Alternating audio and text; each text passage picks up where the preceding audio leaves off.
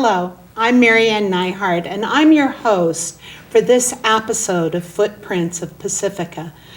This is a show that is seen weekly and produced by the Historical Society. We get together every week to discover and explore the lore and lore of Pacifica, its character and its characters. This episode is devoted to the Miss Pacifica pageants, and it's the Miss Pacifica Scholarship Pageant that I became interested in when I was organizing the Fog Fest Parade for our 50th anniversary. We decided that we wanted to have some of the Miss Pacificas participate, and it turned into a reunion and a lot of events and a lot of interesting information that I've learned. One piece that came to mind when I was looking through clippings and other things was that the original show, the original pageant, was actually done at the Miramar Hotel. It wasn't done in Pacifica. And it was the pageant that got us sort of started in terms of our Articles of Incorporation.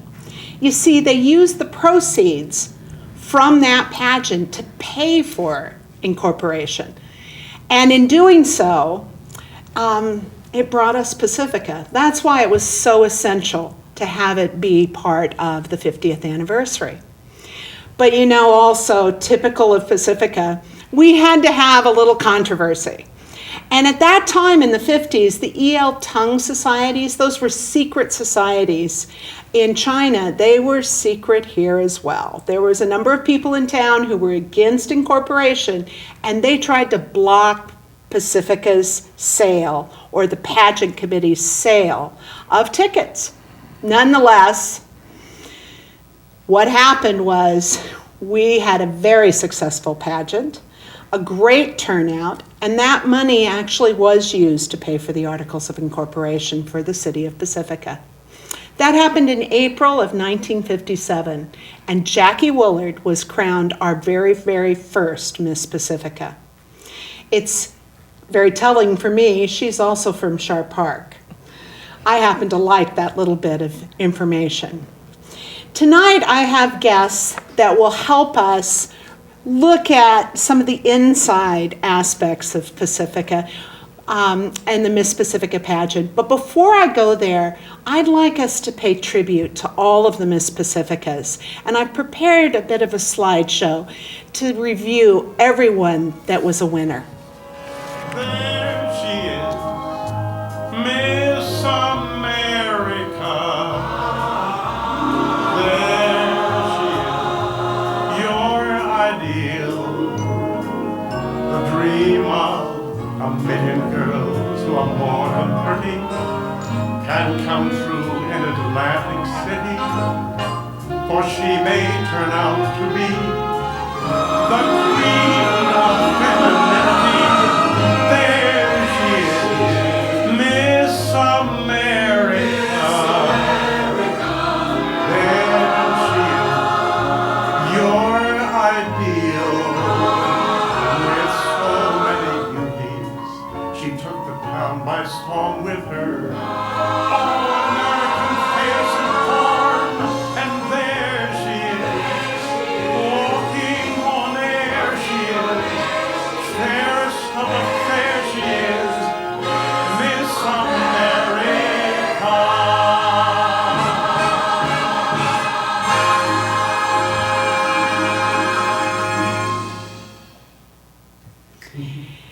We didn't quite get through all of those slides during that, but we have some additional people here as a guests of mine, and they will be telling us more about some of that. I'm wondering if there's a possibility we'll be able to return to those slides, but right now I want to introduce the wife of one of the prominent executive producers, directors, everything like volunteers have to be, and that is Joe Paris was an integral part for many years after Aubrey Lumley ran the festival, and Joan Paris is here with me tonight.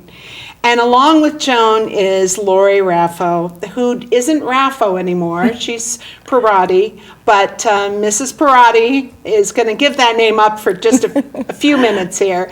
And we're going to talk a little bit about your experience as part of this particular event. Let me ask you first, Lori, what was it like to be involved in this whole production? That's what it was. It was an incredible production. I was just 17, and it was at my high school at Terra Nova. It seemed weeks, but I think they actually had to put the stage together in a very short period of time. And what I remember most was walking out on that stage and just the roar of all of my family, friends, and acquaintances from Pacifica that had come to see all of us compete. How old were you? I was 17. That must have been absolutely mind-boggling for a 17-year-old. It was wonderful. I had competed, I was a baton twirler, and so I had competed since I was 11 years old. So it was just phenomenal to be able to do it in my city. And you know, if you look at it, these are full productions back here. We have Lori's picture with us and one of the trophies from that time. This was an all-out event. Actually, I was talking to Joan, and I had mentioned the fact that I remember Joe so well because the stage was actually made out of paper. And when I would throw my baton up, he was so afraid that I was going to catch the paper, and in the show I did. Yes. So, and I twirled with it for a little while before it fell off. I actually read that in that parade article that was done about you. That was beautiful. The insert on Sundays, that was a wonderful story. And you did catch that. They were talking about it coming down, and you just went right on. Yep. Or she did. That was amazing. Joan, the production, we have trophy after trophy here that Pacifica won because of their staging, the overall organization. In fact, Aubrey Lumley went on to the Miss California pageant. Correct. And then Joe took over from him, is that Yes. correct? Yes. So how was that whole production and being married to it? We were married to it for a while. I mean, you give up everything for that few weeks that you're doing this. And then during the year, there's still a lot of things that need to be done. You know, they were talking in here while we're talking about the slides. I read that the classes went on for 10 weeks before it started. Is that correct? I believe so. Yeah. And you took classes in poise and all kinds of things. Look at this auditorium shot. That is packed to the gills. And I think every single one of them was sold out. Yes. Yes. And here's one of the final stage settings. That I actually have up here. It took weeks, if we can get a close-up, maybe. It took weeks to build and construct everything in this set. Turning it over, it was a finished product. But it took scaffolding, it took electricity, it took everybody that we could get. I mean, everybody came in from everywhere. It was wonderful because it was a community thing, and everybody worked together. And pizzas came in, and drinks came in, not hard liquor, but sodas, and everybody just kept right on working, grab a pizza, and off they go and do whatever it was they were going to do. When we were it was talking in the great. green room before the show, you commented about getting home at 3 a.m. Oh, yes. And then go to work the next morning.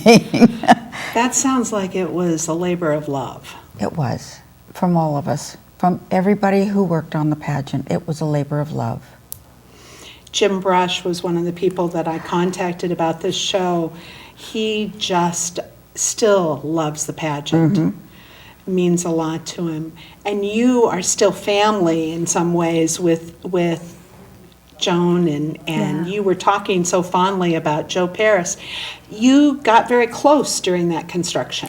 Well, there were 8 girls in the year that I ran, and they took care of us. They made sure that, they calmed our nerves, made sure that we were, happy and comfortable on stage, and that was really important to all of us.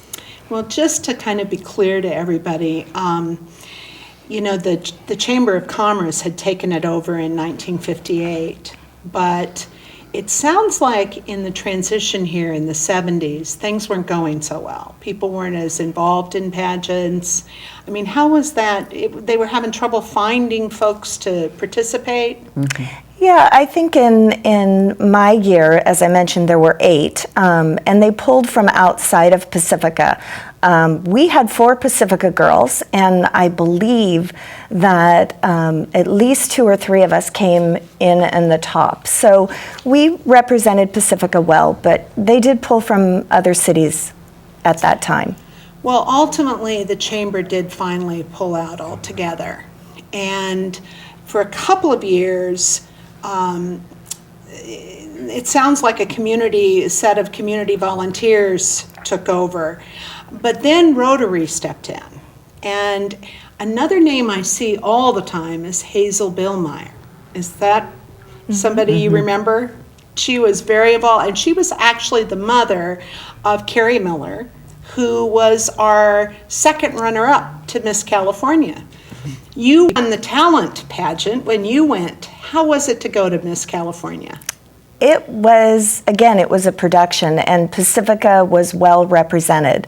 The Lumley was there, and of course Joe and Joan, and Miss Feeney was the chaperone, and it was great. I enjoyed it.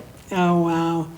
Well, we were missing the very end. There was a great shot of you in those slides, and I'll have to share it with you. It's the one when you're in the parade and waving to everybody. You just looked like you were having a ball. Oh, it was a blast. And I know Miss Feeney wouldn't let me see my parents, so I think that was the first time I saw my parents was in the parade.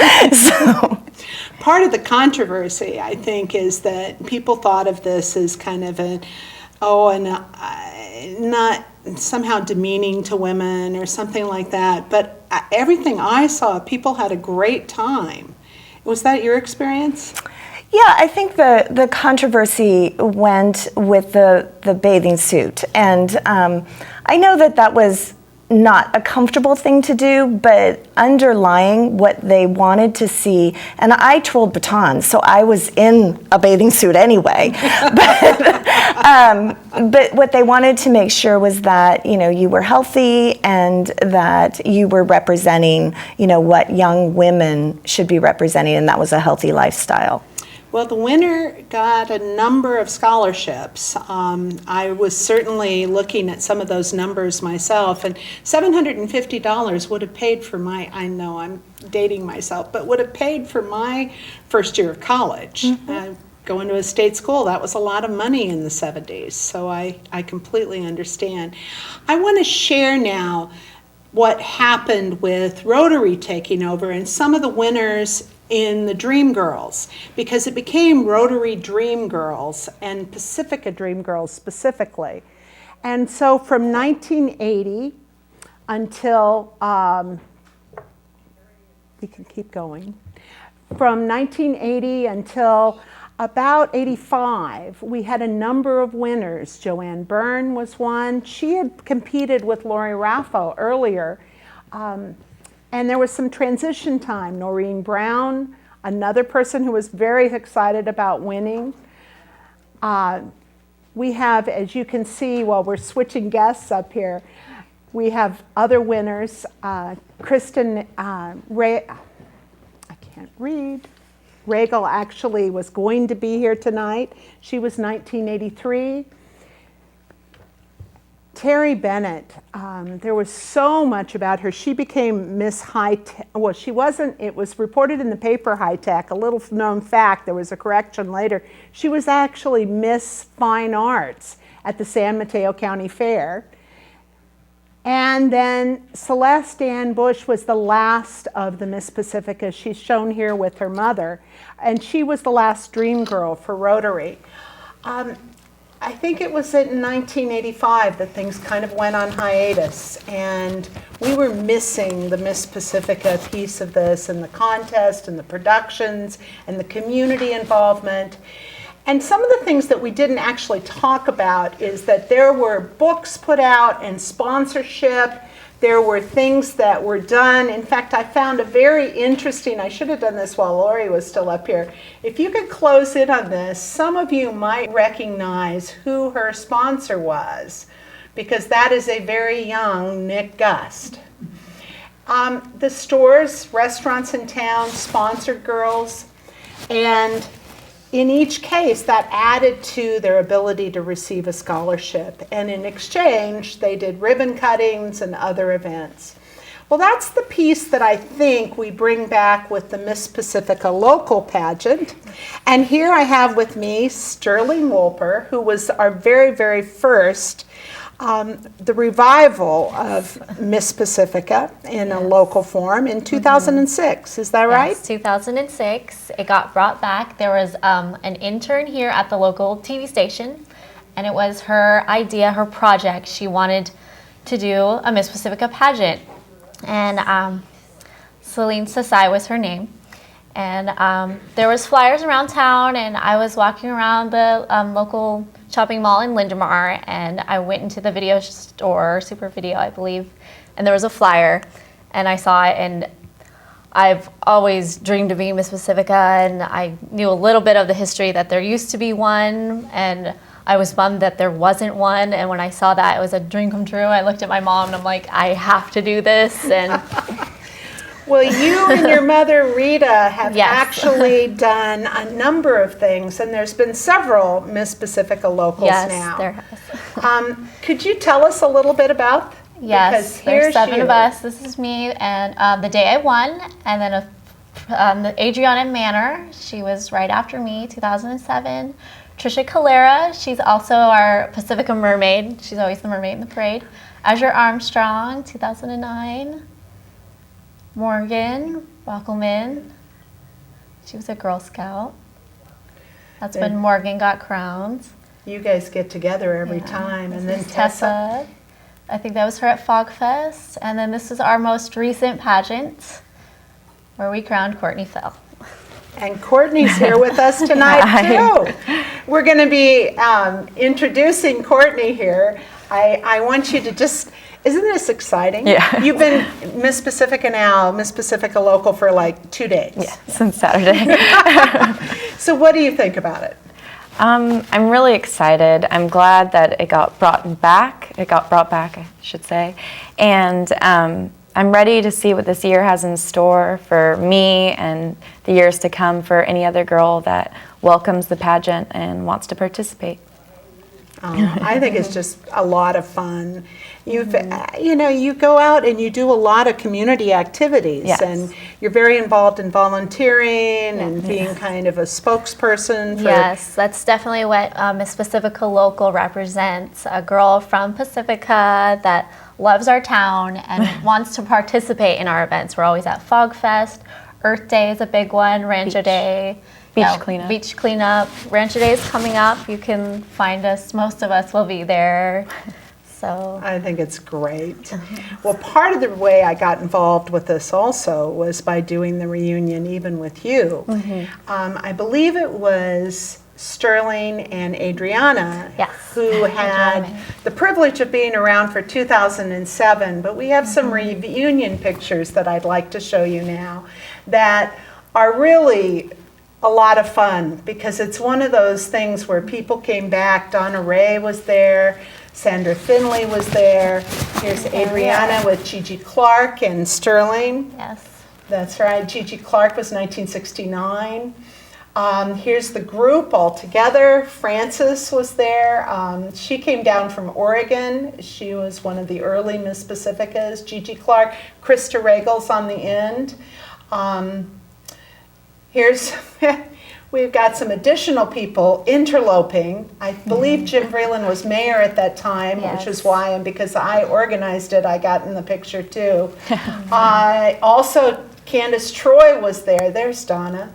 Candace Troy is still in town. She has a studio here. And there's Joan.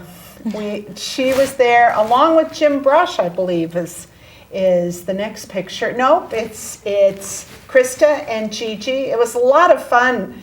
The whole event just sort of took on a life. This is Jim Brush, who really was one of the people that organized so much of the staging. He was, I believe, an electrician. Joan could probably tell me that, but he certainly managed it well. Some of the women, again, just amazing good time. And Sandra Finley came down from Clear Lake and was just motivated to get a pageant going again. She was all excited. She's talking to Candace Troy there.